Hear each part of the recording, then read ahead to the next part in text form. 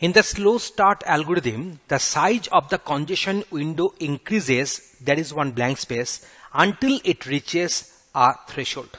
That means how the congestion window, the size of the congestion window will be increasing. So we are having four options here. The first option is exponentially, option number A. Option number B is additively, then multiplicatively, option number C is there, and we are having the last one is the none of the mentioned above. So there are four options are there. So which one will be the correct one to decide? So before going for the answering, let us discuss what is the slow start algorithm. So slow start prevents a network from becoming congested by regulating the amount of data. So that is, it is one kind of congestion control by regulating the amount of data.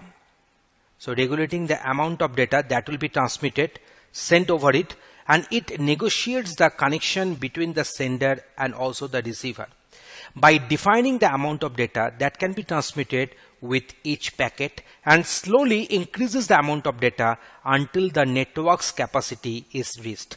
So at first the window size will be too low, too small. So at first the data will be transmitted, and later the each and every packet, the data that can be transmitted with each and every packet will be increased, and the amount of data will also increase per unit of time getting transmitted, and this particular thing will be restricted up to a certain threshold value depending upon the network's capacity. So that is known as the slow start algorithm. Now my question is that which one should I select? Exponentially, whether it will increase exponentially or additively or multiplicatively, or none of the mentioned. So here the answer will be our that is option number A.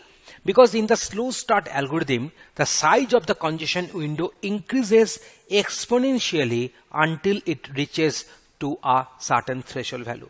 So we'll be going for this option, that is option number A. So we shall be going for this option, option number A. So this is not the correct one, this is not the correct, this is not the correct. So we shall go for this option, that is the exponentially. So we have answered this question, that in the slow start algorithm, the size of the congestion window increases exponentially until it reaches to a threshold value.